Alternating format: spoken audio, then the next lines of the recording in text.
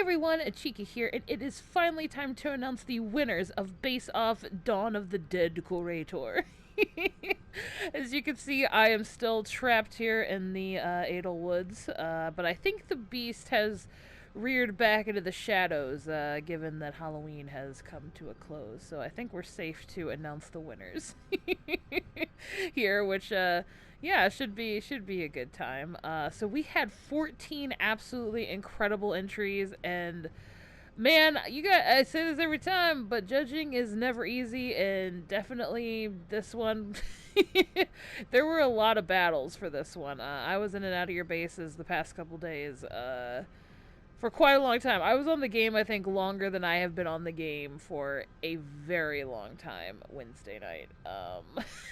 Just looking at all your incredible creations. So a big shout out to all the contestants. You guys absolutely crushed it. Like, I love Halloween so much, and I don't do as much for Halloween as I usually do or have in the past years. So this is a really, really fun stream. So thank you for all the absolutely incredible bases that I got to look at. Thank you for everybody who came out for the stream and all the supporters of Base Off. And you know, I absolutely love doing this every couple months, and the Halloween one is super special, and yeah, it was a really, really great time. So again, thank you guys so much for everything.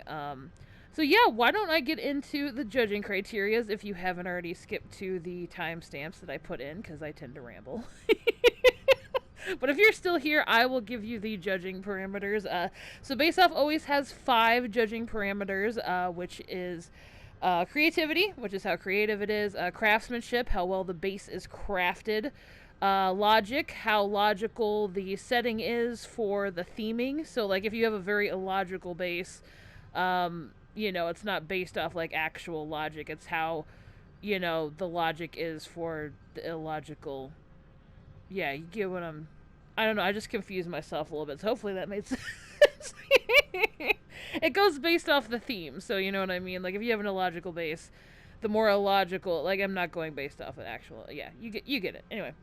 Let's see, there's also narration, so the story of the base, how the story progresses, and there's aesthetics, which is just, kind of the decorative design kind of portion of the base. And of course, for this Base Off, because it is Halloween themed, there is a Halloween theme category for judgment, and it is weighed heavily through how creative you have utilized the idea of Halloween. So that's the main thing, and that one comes into play like very, very heavily in this one, because like there were 7 bases that were fighting it out for spots this time around. Like there are 7 or 8, I think, that were like like there was like a category that was tied for like 2 separate categories. Like they were fighting back and forth, being tied with point scores. And the weighted in Halloween was the thing that really, after a few judgments, finally decided like the top 3.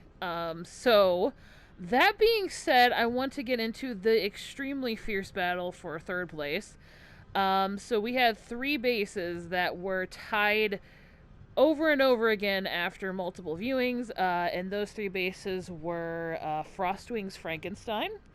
It was Smooth's Selkie's Hollow, which I love that name, and is Euphemio's Multiverse Fortress. All 3 of those were battling back and forth fiercely. I thought Frostwing's Frankenstein was an incredible narrative journey. The setup was extremely cinematic with the graveyard. The dirt being tracked throughout the castle was an extremely nice touch that I completely missed off stream, like, or on stream.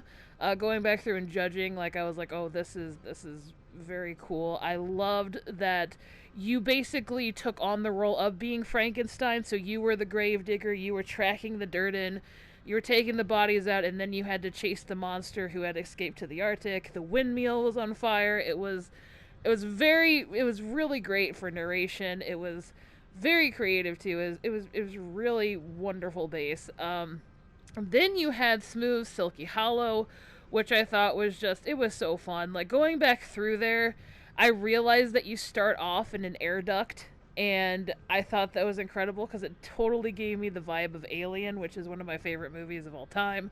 So you're stuck in the air vent, and then you come out, and you're you're in this just horribly molted and, you know, egg sac laden base full of these very cutesy bugs that have overtaken the ship. It's like the biggest Trojan horse, and it's just so fun, and just it's like one of those 80s creature feature movies, you know.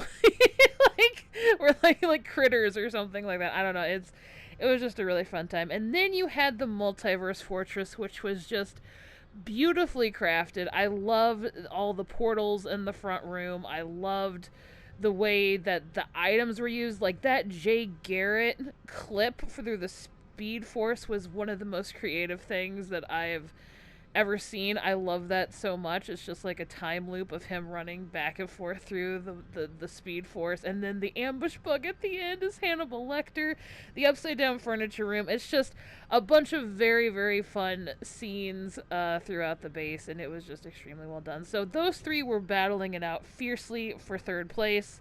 And again, what weighted this one after being tied for so much, I had to like take a step back and think about who or what base that I felt connected with me personally for the Halloween theming the most.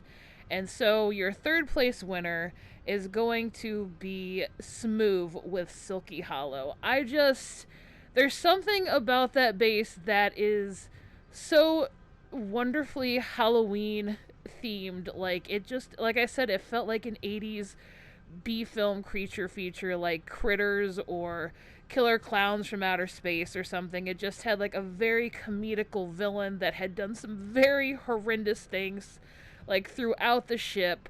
And to set like the backdrop too to like the 80s film, like, and you know, and also at Alien too, even though Alien was like I think 79, it's still like is kind of like viewed as like an 80s movie. It was like Alien meets like Critters, basically. It's how it felt. You had all the gaming consoles in there to give it like that little like 80s like vibe too, and all the day glow art as well. Yeah, and then the amount of space that was in that base too that was utilized for space base, it felt like it was almost a medium theme for how many rooms and details were in there. It was really incredible. So yeah, congratulations to Smooth for their third place winning base. So then we go to second place. And for second place, we have HR666 with their base Last Meal. It's actually Penta's base over on the EU side, and it was an absolute macabre delight. The utilization of so many different pieces of furniture in that were incredible. The use of the coffins, like to outline everything. That gargoyle hallway was very, very cool. The front room with the vanity clips is incredible. But I think my favorite part of that base was just how the story slowly unfolds, and it was like its own memento mori in a way. So it was like this gothic macabre, like Phantom of the Opera-esque situation with an allegory of gluttony behind it. So you start off in this ritual room where you see the cultists like kind of gathering around this dining table, and you understand like the macabre aspect of like eating in this base, or how food is like represented with all these dead people hanging around this table that is bathed in blood. And then it cuts to like a very natural-esque dining table that's empty, and it kind of gets like a bit more peaceful. And then you move into the base and you hear, you know, all the sizzling of food, you know what I mean? You think food's being prepared, and you see these people eating it and enjoying it at this around this big communal table. But then as you go downstairs, you realize the sizzling's getting louder, and the sizzling is coming from them being sizzled inside and out in their own personal hell because they have become these gluttonous fiends. It's a perfect memento mori, which if you guys don't know, memento mori means like you just a reminder of death, like one day you too shall die. And it's like, you know, paintings and a lot of artworks kind of embody that. Still lifes mainly, so which still lifes are usually have a lot of food, so rotting food within them, or rotting flowers, things like that. And yeah, I felt like this base was just absolutely perfect for that. It was just a gothic macabre beautiful allegory for just, or story for gluttony, and I really, really enjoyed it. It was really well done, both aesthetically and just with the story and the Halloween aspect. It just, like I said, it felt like a gothic epic. So it was a really great base. So again, thank you so much to HR666 or Penta for your base, and congratulations on winning second. So then we come to first place. And in first place, we have Psychotech with Blood Cursed Castle.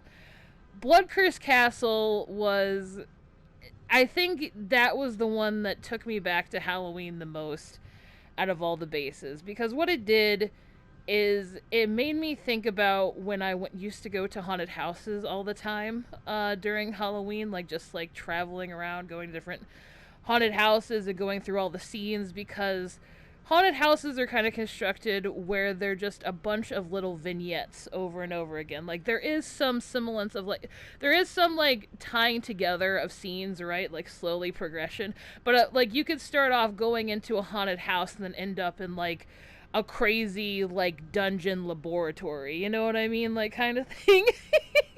With like you know, like even with a universal like Fright Fest Horror Nights or whatever it's called, like just any kind of like haunted attraction kind of like devolves into all these like little scenes that are strung together through this really like, you know, tethered narrative like overreach. But at the end of the day, it's always like, you know, this is that and this is that. And I just, Blood Cursed Castle really, really drove that home. You arrive on the Moat of Blood, and you go around the Moat of Blood to the graveyard, which is run by, like, Sai told me that all the, like, he was in stream when we were going through the initial viewing, and all of the different vignettes have to deal with all of his alt characters, like all of the lore between all of his characters, which I thought was really cool.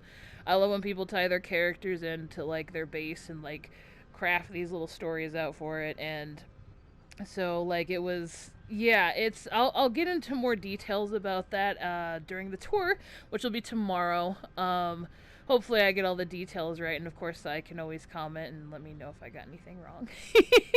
But yeah, like, again, it's just all the little vignettes that were the graveyard scene, the bloody, like the blood moat scene, the groundskeeper that took care of the cemetery is also like in this pumpkin cult kind of situation, and then you go inside the castle where you're bathed in blood as you enter. You have the kitchen that's got the cannibalism going on in it. You have the crazy laboratory that's like all decked out with all kinds of like occult and macabre like torment devices. Upstairs you have the haunted spirit room for the witch doctor character of his, and then you go downstairs and you cross the lake of blood into where the vampire is. And it's just, man, it is, it, again, it's just a bunch of incredible, oh, and that hidden mannequin room upstairs was just something straight out of Silent Hill. It was, like I said, it made me feel like I was like a kid again, going to a haunted house and seeing all these crazy elaborate rooms that were set up in various different ways. And I felt like it really invoked the spirit of Halloween in like such a really fun, creative way. And it was built very wonderfully too. So that is your base off Dawn of the DEAD-Corators winner, Psychotech with Blood Cursed Castle. So again, thank you so much to all of our contestants. All your bases were incredible, and I do plan to showcase them on the channel as soon as I can. If you want to tear down your base, please contact me, please, please, please, beforehand, so that way I can have your base all filmed and ready to go and saved on the channel for documentation. I mean, there's always the VOD too, so people can go back and see that, but I like to give a more detailed, like, nuanced tour too, and just a standalone to keep it. So let me know. Just reach out to me and let me know that you're tearing down. But yeah, thank you again so much to all of our contestants. Thank you to everybody who came out for stream and everybody who supported Base Off, all the donors as well, and just anybody who makes Base Off what it is, the base community in general. You guys are fantastic. So again, thank you so much. Stay tuned for the next installment of Base Off. I'm going to try really hard to get it out by the 10th But it actually might not be until the 17th because I want to get all my ducks in a row for the end of the year base-off spectacular. So be on the lookout for that. But yeah, I think that's about it. So again, congrats to all our winners. Thank you to all our contestants. I hope you guys have a great rest of your day, and I will catch you in the next one. Take care, everybody.